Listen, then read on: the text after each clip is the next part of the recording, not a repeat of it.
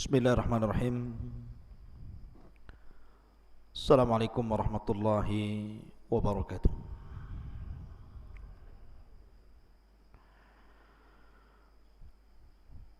Alhamdulillah. Alhamdulillahilladzi kafana wa hadana wa ja'alana minal muslimin. Asyhadu an la ilaha illallah wahdahu rabbi la syarika lah. Wa asyhadu anna Muhammadan abduhu wa rasuluh wa safiyuhu wa mukhtaruhu ala khalqihi wa khaliluh. Arsalahu Allahu rahmatan lil alamin wa akhrajan nasa minadh dhulumati ila nur, amma ba'du. Taib, ma'asyiral muslimin yang dimuliakan Allah Subhanahu wa taala. Pembahasan di malam hari ini kita akan membahas tentang qasasul anbiya, kisah-kisah para nabi.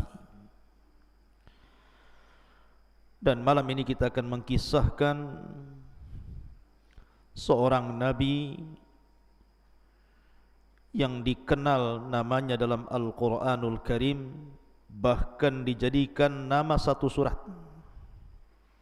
surah Yunus. Maka nabi ini namanya Yunus ibn Matta.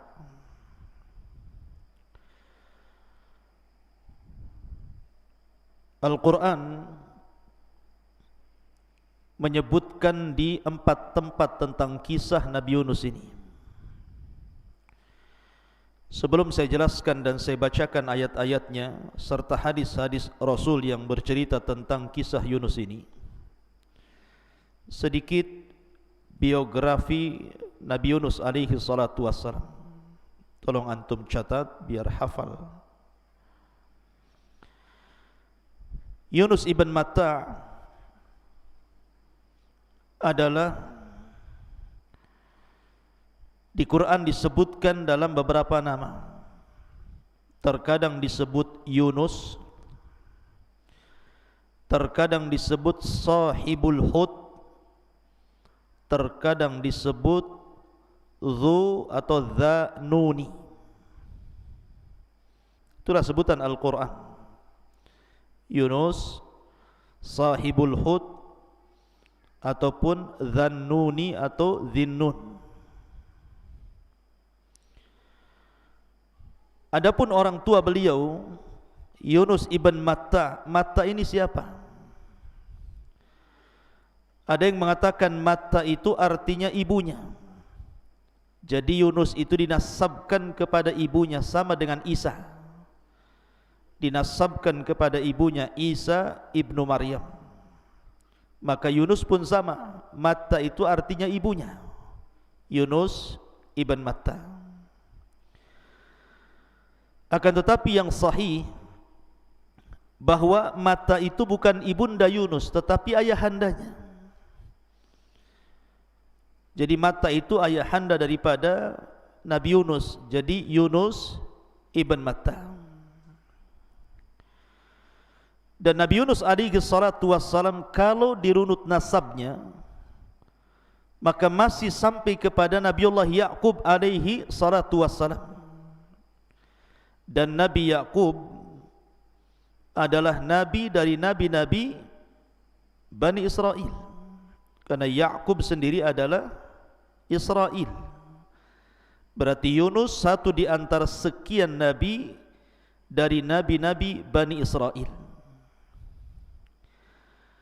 Ada yang mengatakan bahwa Yunus ini putra daripada Binyamin.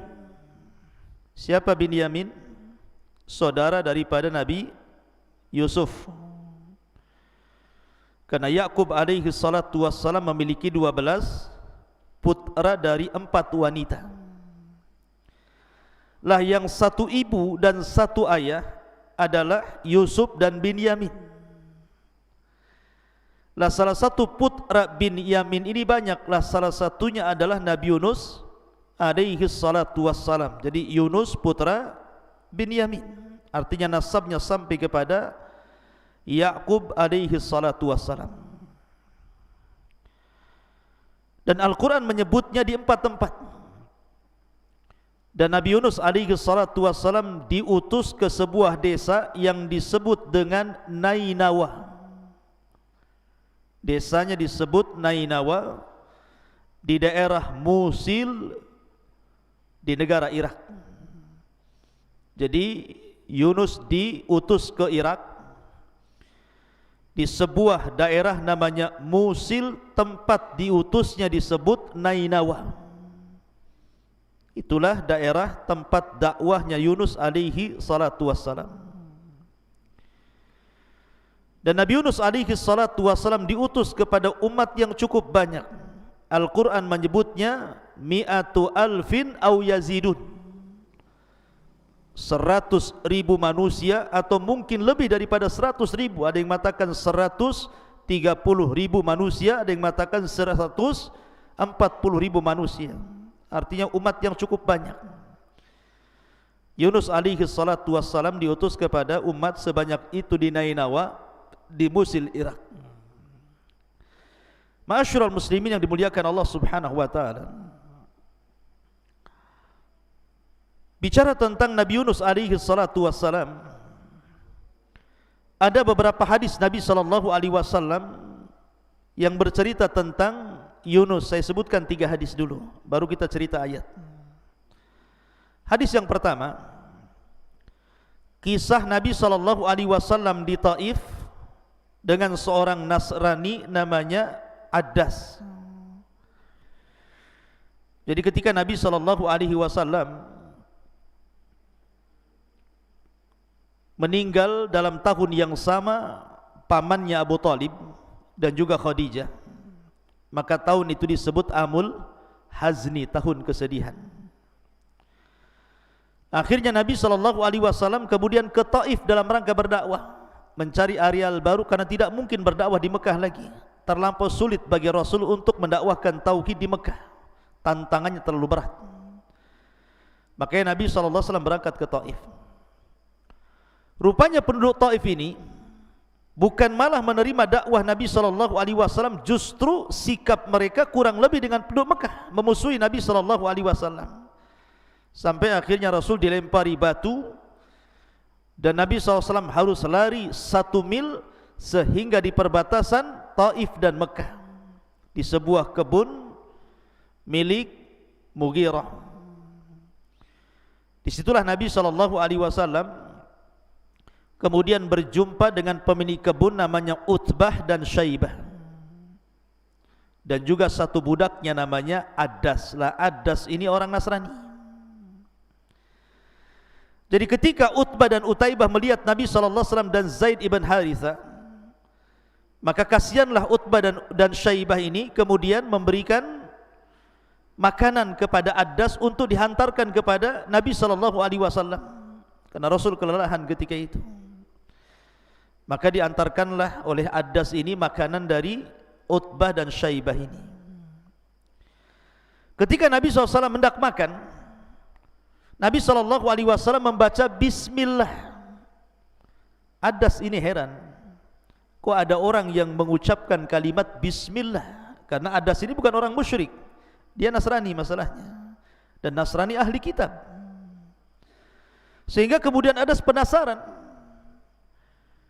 bagaimana mungkin kau mengucapkan kalimat itu sementara kalimat itu tidak pernah diucapkan oleh penduduk Mekah? Maka Nabi SAW kemudian mengatakan, ya, siapa namamu? Kata Adas, saya Adas. Dari mana asalmu? Kata Adas, saya berasal dari Nainawa.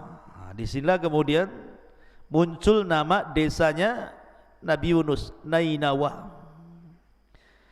Maka Nabi SAW mengatakan, apakah yang dimaksud Nainawa itu desa dari seorang yang saleh namanya Yunus ibn Matta?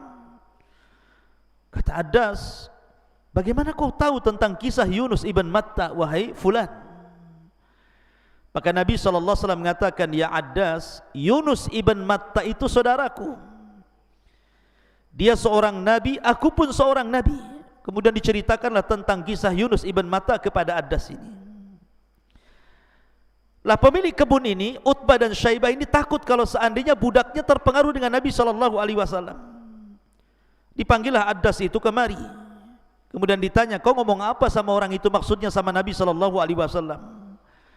Kata Addas, demi Allah, aku berbincang-bincang dengan orang itu dan tidaklah seseorang mengucapkan seperti itu kecuali seorang Nabi. Dari sini ada kalimat Nainawa, kemudian kisah Nabi Yunus yang diceritakan kepada siapa? Kepada Addas, seorang Nasrani. Belakangan Rasul menawarkan Islam, kemudian Addas pun masuk Islam. Ini hadis yang pertama. Hadis yang kedua, kisah tentang perselisihan Utsman ibn Affan radhiyallahu an dan Sa'ad ibn Abi Waqqas. Jadi suatu ketika Utsman itu sedang duduk di masjid. Utsman itu sedang duduk di masjid. Sa'ad bin Abi Waqqas datang dari pintu. Assalamualaikum, kata Sa'ad bin Abi Waqqas. Tapi Utsman tidak menjawab. Assalamualaikum. Utsman tidak menjawab sampai 3 kali. Marah Sa'ad bin Abi Waqqas ini.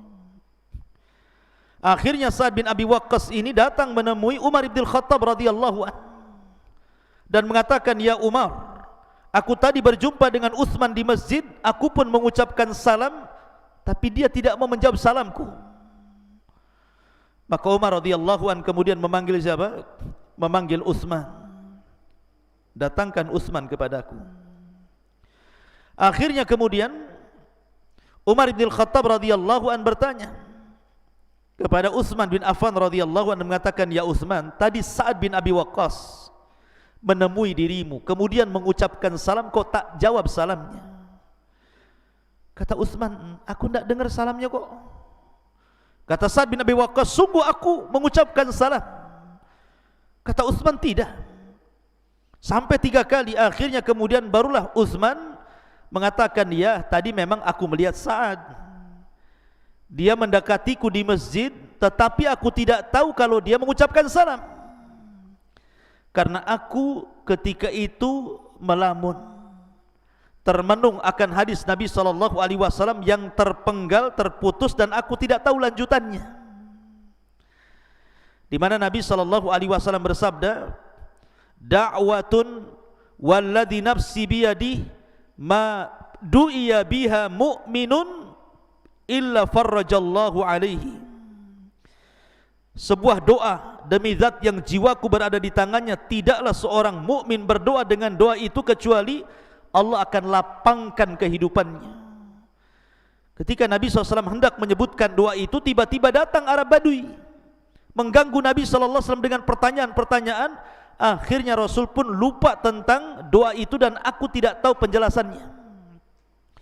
Maka Umar pun mengatakan, oh iya, aku juga sama itu.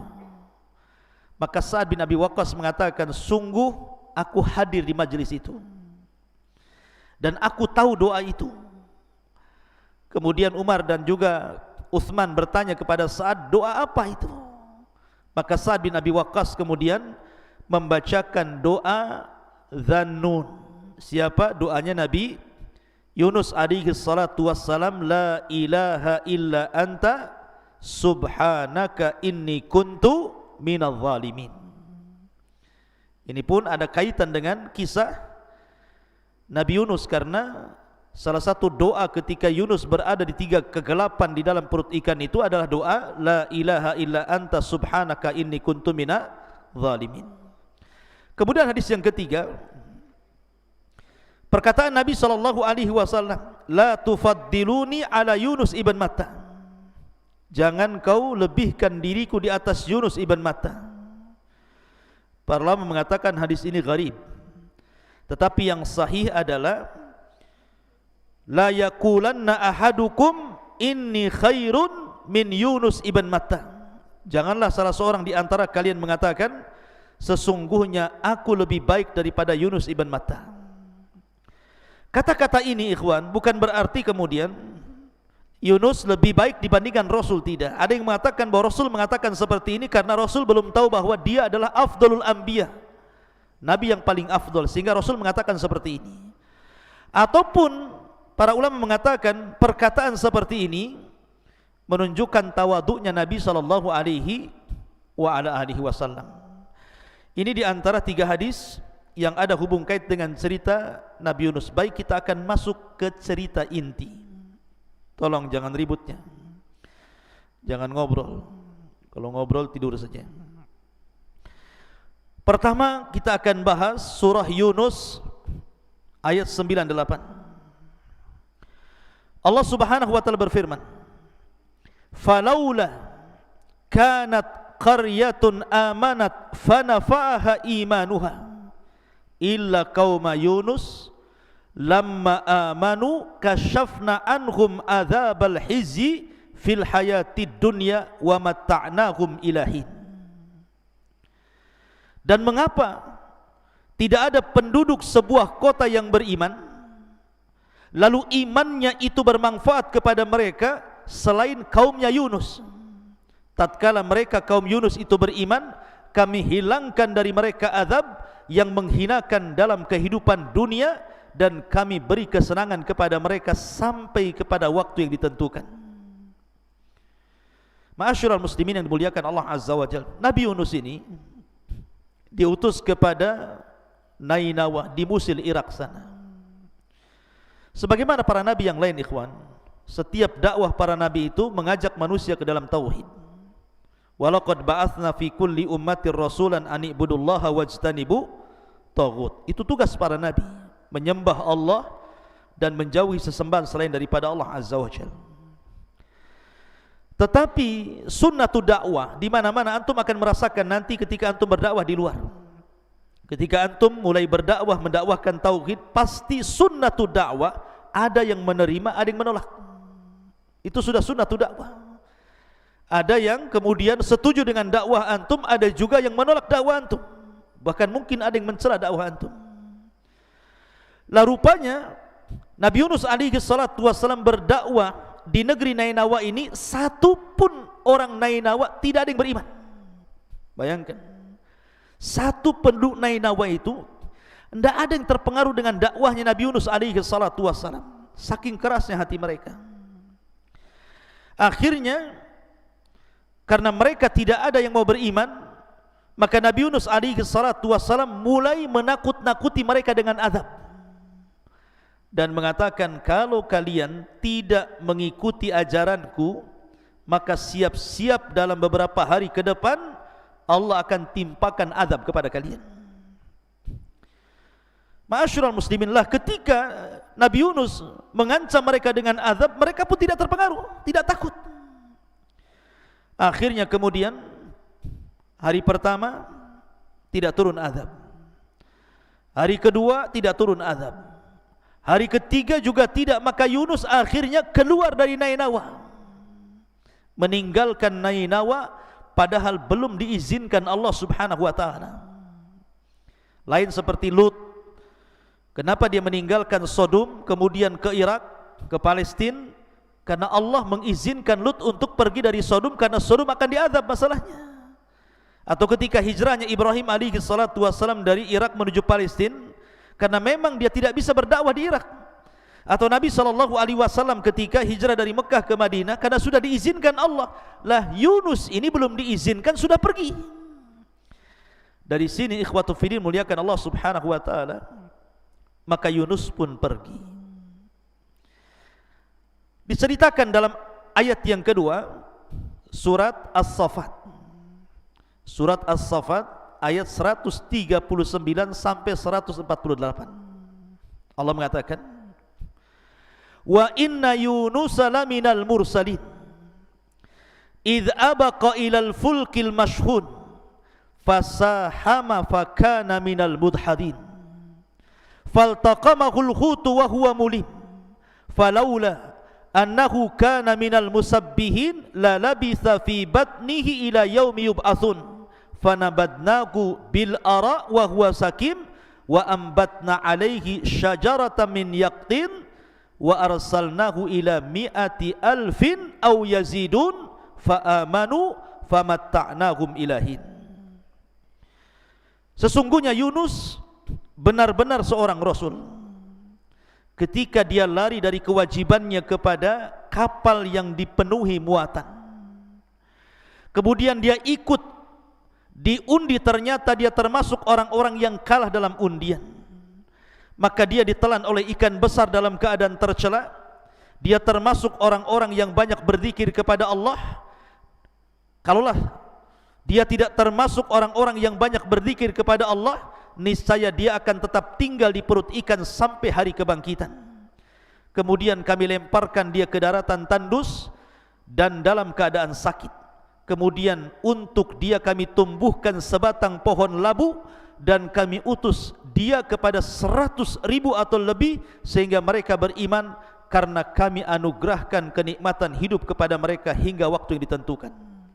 Jadi ketika Nabi Yunus alaihi salatu wasallam meninggalkan kaumnya, lah kaumnya ini udah ketakutan tuh, karena Nabi mereka sudah meninggalkan mereka.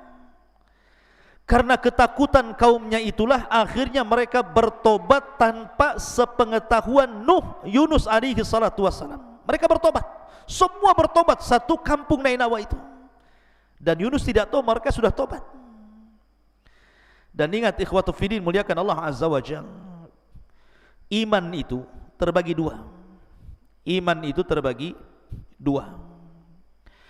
Ada yang sifatnya idtirari, ada yang sifatnya ikhtiari. Antum harus paham nih. Iman itu ada dua, ada yang bersifat idtirar, terpaksa, dan ada yang sifatnya ikhtiar karena kehendak dia. Kalau seseorang beriman karena terpaksa, maka tobatnya tidak akan diterima dan dia pantas untuk diazab oleh Allah Subhanahu wa taala. Makanya Allah Subhanahu wa taala berfirman, "Falamma ra'au ba'sana qalu amanna billah wahdahu wa kafarna bima kunna bihi musyrikin falam yaku yanfa'uhum imanuhum lamma ra'au ba'sana sunnatallahi allati qad khalat min ibadihi khasira hunalikal kafirun." Maka tatkala mereka melihat azab Allah Subhanahu wa taala hendak menimpa mereka, mereka mengatakan apa? Kami beriman kepada Allah saja dan kami kufur terhadap apa yang kami sekutukan. Tapi lihat jawaban Allah, falam yaku yanfa'uhum imanuhum. Iman mereka enggak guna, enggak manfaat. Kenapa? Karena tobatnya terpaksa. Tobatnya terpaksa masalahnya. Jadi azab sudah ada di kepala mereka, baru mereka mengatakan saya beriman. Enggak guna imannya. Tetap saja Allah kirimkan azab kepada mereka. Itu namanya iman idtirar namanya. Kemudian yang kedua ada iman ikhtiari seperti kaumnya Yunus. Ini namanya iman ikhtiari.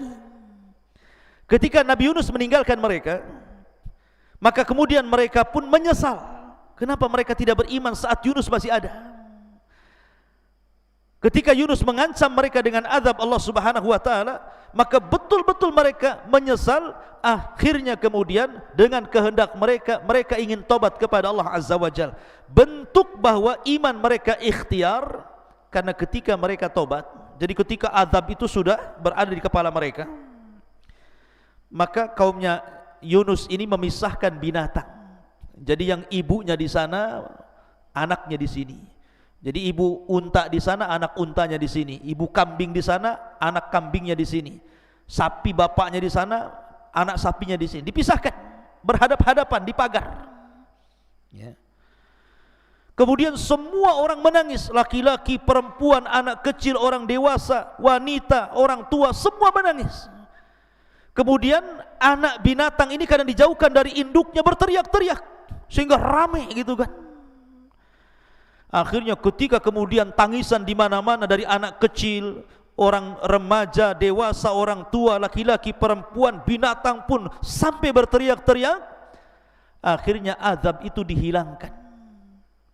Kenapa? Karena iman mereka ikhtiar, karena kehendak mereka. Bentuk bahwa ini ikhtiar, mereka memisahkan anak-anak binatang itu. Maka iman mereka diterima dan tidak jadi turun azab. Lah Nabi Yunus tidak tahu. Nabi Yunus sudah berada di atas perahu.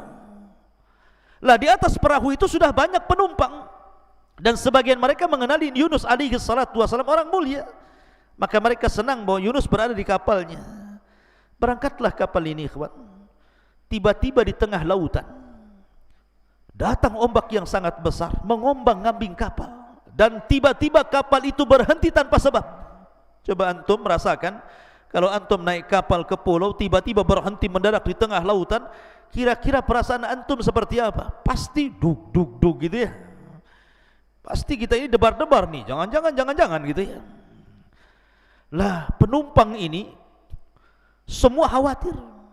Karena ketika itu hanya ada dua kemungkinan. Kemungkinan pertama, kapal itu tenggelam sehingga semua penumpangnya mati. Kemungkinan kedua, harus dikurangi beban kapalnya dengan cara apa? Dengan cara melempar semua barang-barang yang ada di kapal itu.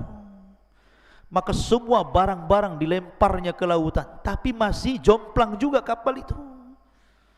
Rupanya harus ada orang-orang yang dibuang dari kapal itu. Akhirnya kemudian sebagian mereka saling runding, bagaimana ini? Setelah sepakat semuanya, akhirnya dibuatlah qur'ah. Qur'ah itu semacam undian. Siapa yang terkena koclok, berarti dia harus melemparkan dirinya ke lautan. Akhirnya satu persatu, siapa ini? Ridho, nyemplung. Keluar lagi, Nopal, nyemplung gitu ya. Pokoknya satu persatu yang kena undian itu harus keluar dari kapal itu. Dan yang terakhir rupanya Nabiullah Yunus alaihi salatu wassalam ada dalam undian itu. Ketika Nabi Yunus alaihi salatu wassalam keluar namanya, orang sudah tahu kan Yunus ini orang saleh, seorang nabi, mereka paham. Maka mereka mengatakan, oh jangan, kalau ini orang saleh, kalau bisa kocok lagi lah, kan begitu. Akhirnya kemudian diundi lagi, Yunus lagi, Yunus lagi. Maka Yunus sudah perasan bahwa ini kesalahan dirinya. Bukan karena ilatnya, bukan karena lautan, bukan karena angin, tetapi karena dia yang salah, meninggalkan kaum karena izin Allah Subhanahu wa taala. Akhirnya Yunus pun kemudian melemparkan diri ke lautan. Lah kemudian surat yang ketiga, Allah Subhanahu wa taala berfirman dalam surah Al-Anbiya, lanjutan kisahnya dari 87 sampai 88. Perhatikan. Wa dhannuni إذ ذهب مغاضبا فظن أن لن نقدر عليه فنادى في ظلمات أن لا إله إلا أنت سبحانك إني كنت من الظالمين فاستجبنا له ونجيناه من الغم وكذلك ننجي المؤمنين. Dan ingatlah ketika Dhunnun Yunus, ketika dia pergi dalam keadaan marah kepada kaumnya, lalu dia menyangka bahwa kami tidak akan mempersempit. Maka ia pun menyeru dalam keadaan sangat gelap bahwa tidak ada Tuhan selain Engkau ya Rabb, Maha suci Engkau, sesungguhnya aku adalah termasuk orang-orang yang zalim. Maka kami telah memperkenankan doanya dan menyelamatkannya dari kedukaan, dan demikianlah kami selamatkan orang-orang yang beriman. Jadi ketika Yunus alaihi salatu wassalam terkena undian itu, maka Yunus pun akhirnya menerjunkan diri dari perahu itu. Rupanya Allah Subhanahu wa taala wahyukan kepada ikan yang sangat besar, ikan paus mungkin yang sangat besar sekali, disuruh untuk menelan Yunus alaihi salatu wassalam, dan diwahyukan agar jangan dimakan dagingnya dan jangan dipatah-patahkan tulangnya, ditelan saja. Jadi Allah Subhanahu wa taala mewahyukan kepada Hud tadi, kepada ikan besar tadi, agar cukup ditelan, tidak dimakan dagingnya dan tidak dipatah-patahkan tulangnya, biar Yunus tetap hidup. Maka ikan pun sesuai dengan perintah Allah, Yunus terjun saja langsung langsung dimakan, kemudian masuk ke perut ikan. Ada yang mengatakan riwayat yang lain, jadi ikan yang memakan Nabi Yunus ini dimakan ikan lagi. Jadi ikannya dimakan ikan. Jadi Yunus dimakan ikan, habis ikannya makan Nabi Yunus, ikannya dimakan ikan besar lagi. Anda bisa bayangkan tuh, ya, ikan di dalam ikan. Lah Nabi Yunus dalam ikan itu. Makanya kemudian Allah Subhanahu wa taala menyebutnya zulumat. Fanada fi zulumat. Maka Yunus pun berdoa dalam kegelapan, karena memang ketika itu Yunus mendapatkan 3 kegelapan. Kegelapan di perut ikan, kegelapan di dasar lautan, dan kegelapan di tengah malam. Secara logika Yunus pasti mati di situ. Berapa hari Yunus di perut ikan? Ada yang mengatakan bahwa Yunus itu sebenarnya sebentar saja. Jadi di waktu duha dia dimakan ikan, sorenya kemudian dimuntahkan ikan. Itu satu pendapat. Ada yang mengatakan Yunus itu 3 hari di perut ikan baru dimuntahkan ikan. Dan ada yang mengatakan 40 hari di perut ikan kemudian dimuntahkan. Jangan lagi cerita 40 hari, 3 hari. 1 jam saja di perut ikan bisa mati orang itu.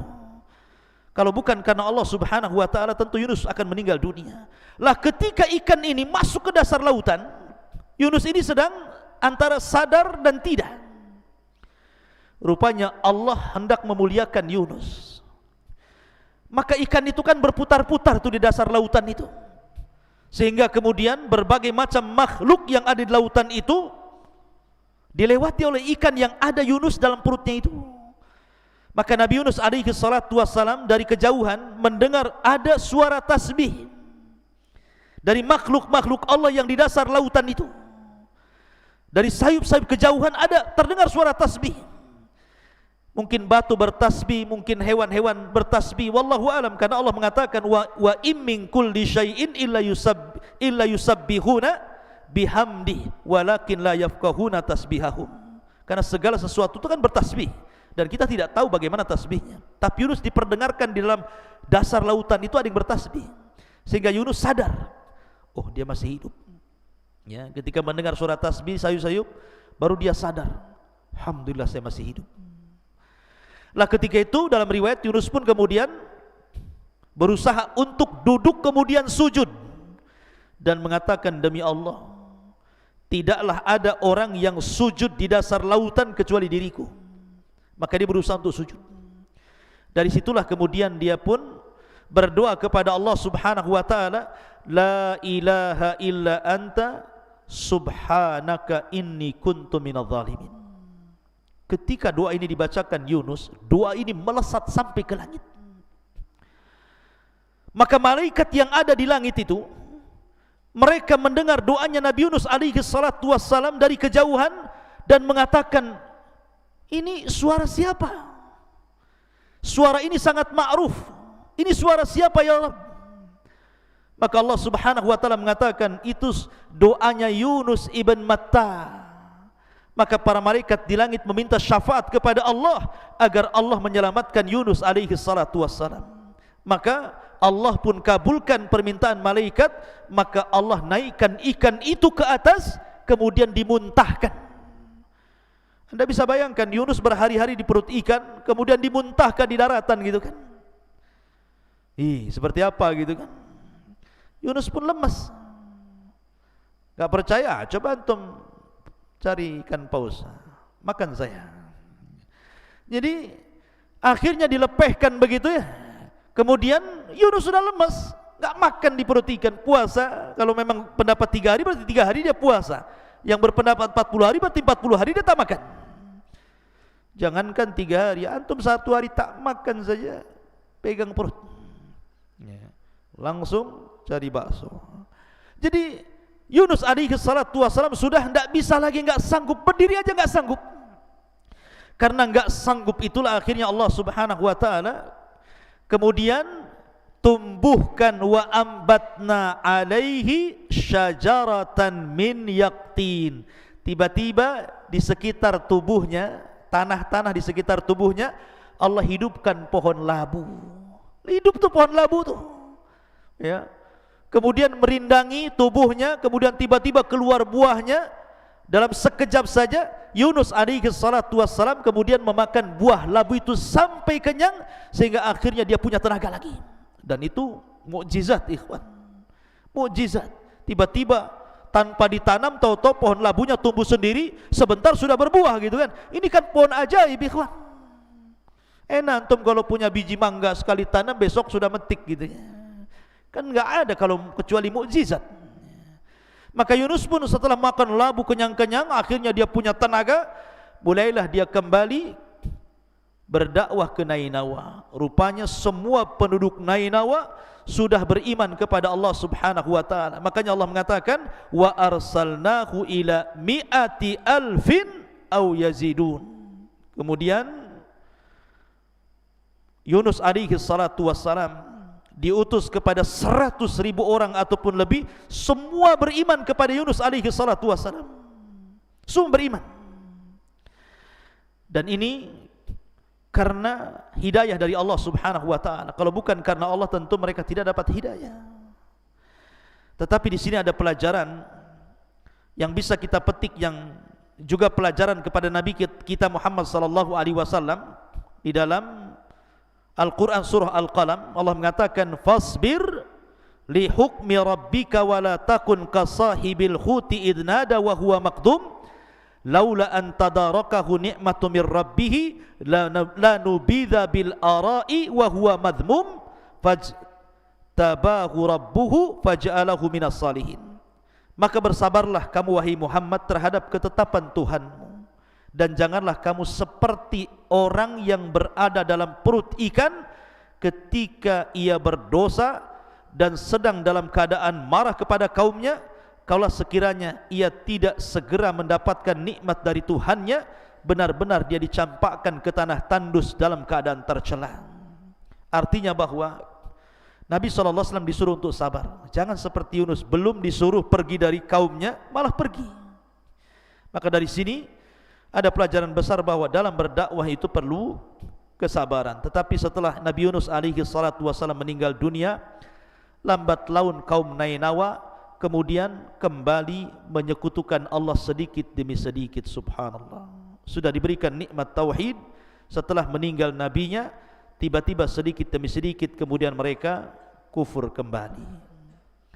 Nah, dari situlah diutus nabi-nabi yang lainnya. Siapa nabi setelah Nabi Yunus alaihi salatu wasalam? Nanti kita akan kisahkan dan kesempatan. Subhanakallah bihamdika, asyhadu an la ilaha illa anta astaghfiruka wa atubu ilaik. Allahu ta'ala alam. Assalamualaikum warahmatullahi wabarakatuh.